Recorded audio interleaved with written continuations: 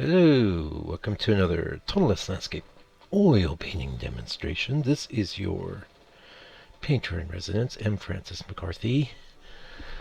And the piece I'm bringing you today is called Tree with Rocks. That is a temporary title.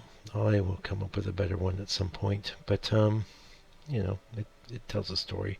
There's also a little path, but we're not, I don't know, it's not big enough factor, I think, to be called Tree with Path Rocks. I don't know.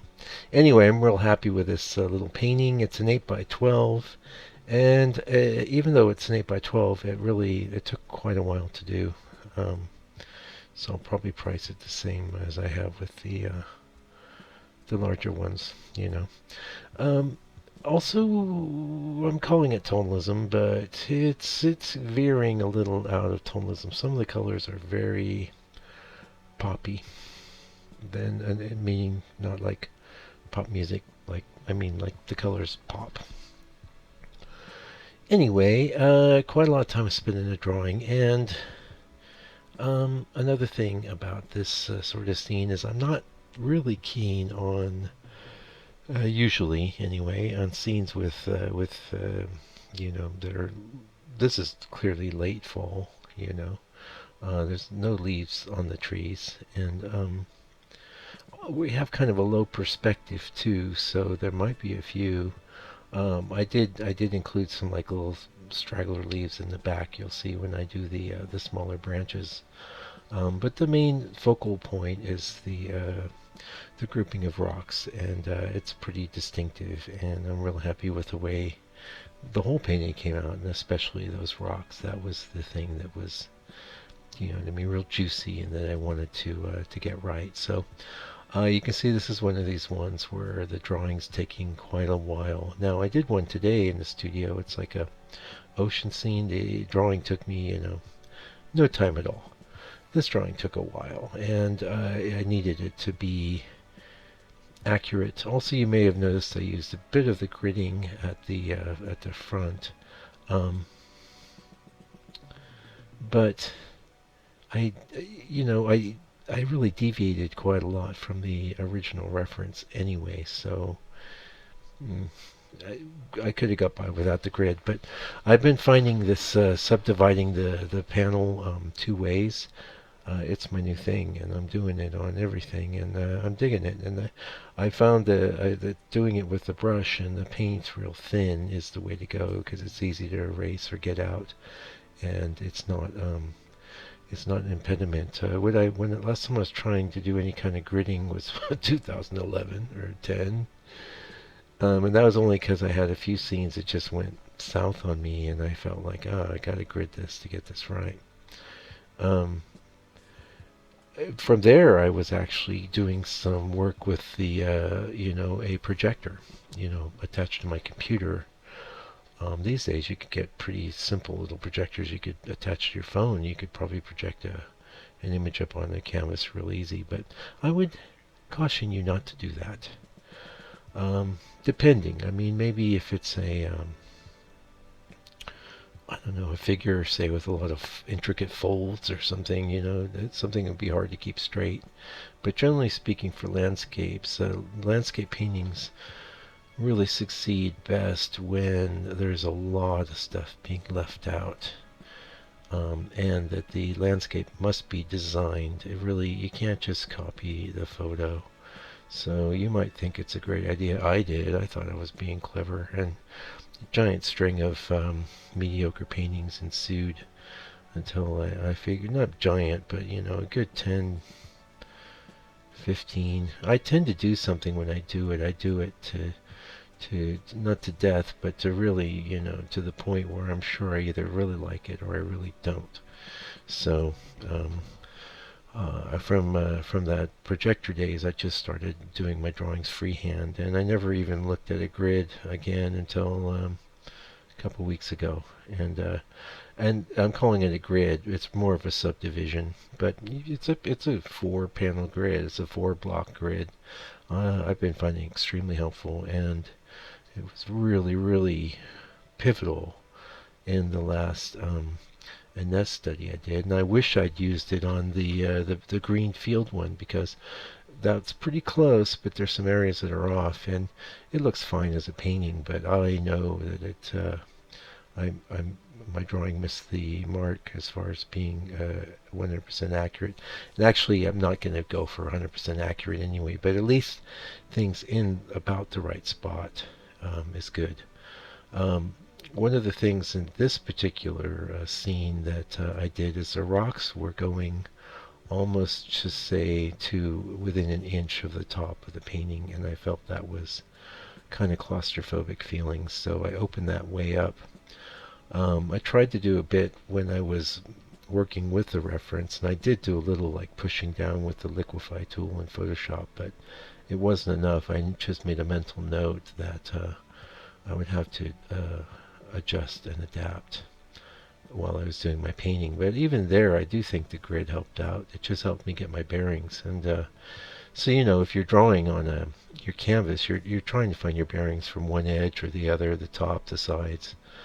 This gives you, an additional 2 further edges for anything you might be trying to get in the right spot. And I actually found it even helpful in the seascape I was doing today, which was super simple, mostly just clouds and waves, a little peninsula. But and I ended up deviating from that photo reference as well, because I decided I wanted less sky and more waves. Anyway, how's things going in the studio, you're wondering? No, you're not, because actually, yeah, if you are a casual viewer, usually you drop out at 4 minutes and 50. So you might be curious what's going on in the studio with the flood. I'm sitting there in a halfway put together studio. I did have some patrons in on Saturday, and was able to sell a few paintings, but they were like digging through things, digging around things. I have things sitting on my couch. It's all torn up, and they want to come in and dry it some more sometime this week. So don't know how that's going to affect my painting schedule, but whatever. We're dealing with it. About this kind of scene, I do have some more reference from this locale, and it's nothing quite like this, but it was a really cool little walk. And I'm going to be doing a few more paintings. I might give it a little rest though. But I did really enjoy painting those rocks, and painting rocks is something that I've come a long way, I have to say. These rocks were extra interesting to paint though, because they have a bunch of different colors and striations of colors in them. Then they had a bunch of different mosses, and then they also had like little fungi and stuff like that. So at some point when you'll see the lightest white going on the rocks, my friend today, when he was looking at the painting in my studio, thought it was the sun hitting the rocks, which is fine. That works too. What it actually was some fungi, like a white sort of fungus. We do get some of that out here in New Zealand, but not nearly as much as I saw when I was in Europe, I'll tell you that. Yeah. So, what else is going on? Let's talk about, because now the live, this is a wide load ahead. And this might be, I've been struggling with not only burning the long videos, uploading the long videos, copyright strikes, because I was getting jiggy with classical music and stuff, and I couldn't find out until the video was uploaded for 7 hours and got on YouTube. At least I've had the sense not to publish, because you can publish, and they'll tell you. And because the videos were so long, YouTube wouldn't even let me just silence those parts or cut them out. So I had to do it on my video editing program and reburn the whole movie. And it's currently re-uploading as I speak. So that, and this movie, I know you've been waiting. I know you've been waiting for it. You should follow along, actually. Get a copy of the reference. Jump in. You maybe don't do it that. You could do it that big. I don't know.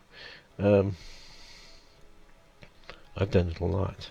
Probably it'll be a while before I do it again. There's several other Nesses that I'd like to do in that 12 by 18 size. That was actually pretty cool.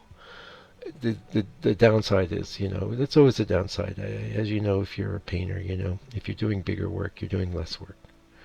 But if you're doing bigger work, then you can cover more bases as far as the kinds of things people might be looking for in their homes. So if you're only doing little tiny paintings, like I've done a gazillion of, they'll put it on their desk, or they'll put it, on the wall by their desk, or they'll put it in the hallway, or maybe the bathroom, or a little side wall in the living room, by the couch, or who knows. The small paintings are great for those sorts of spots. Also, you could do groupings. I mean, my whole house is one big grouping of small to medium-sized paintings, I would say, from one end to the next. And a lot of them are my work, and then things I've purchased from other artists, and things my wife and I have purchased on our travels. And I guess another thing I might say is I'm not the world's hugest fan of Facebook, but I have started becoming more active on Facebook, at least in the sense of putting up content. I'm not always that great at following this or that person. In fact, I can't. One of the reasons I had to sort of get away from the social media is that I found that it was just sucking up so much time. And time I could be spending painting or making music or doing a video like I'm doing now. So, but I have a strategy now, and that is to definitely get involved with people that are following my work, no question, but mostly to just get my things out there. And so I've been starting with, just designing my artist page properly, and then moving out from there. So you can get to my Facebook page. There's a link underneath the video. Instagram as well, but I have to say that Instagram will probably be down the road a little further for me. I've decided to put my efforts 100% into Facebook. So a lot of things on Instagram might just be echoes of things on Facebook, which you can do. Although I do have a bit of a strategy for Instagram as well. We'll have to see how my time goes. Right now I'm just dedicating a portion of my workday to this, and that's what I have to do to get the job done. Yeah. So yeah, check it out. Like today I put, I'm not just, the best place to check out my stuff is on YouTube. Painting after painting after painting. And me burbling as well, if you like that. But like the stuff I put on Facebook today, one was a link to from Artsy about pictorialism, which is a fantastic movement in photography from the turn of the 20th century, and really very artistic and painterly approach to photography. I love that stuff. I've talked about that on the channel before. A lot of the time it gets lumped in with tonalism because there's a very similar sort of agenda artistically, which is to get a poetic and evocative sort of feeling across with the image. Yeah. And then the other article I put up was 12 defining traits of tonalism from David A. Cleveland. And that's an article I've read many times. It's a fantastic article. It's a great sort of condensed version of his book, to be honest. And his book is nothing, there's nothing brief about it. It's a big book with a lot of words. So it's kind of cool. And definitely a good primer on tonalism. I don't necessarily agree with David A. Cleveland on every single one of his points, but he is a masterful writer. And I definitely agree with him on most of what he says. And who says we all need to agree anyway? I mean, that's one thing that's kind of weird about the modern world. Everyone seems to think everyone's got to agree with everyone else. It just makes no sense. It was never a problem for people before. I don't know why it is now. Anyway, I digress. And the video's over. Thank you so much for joining me today. Keep your eyes open for the live version of this. Not making any promises when it's going to get up.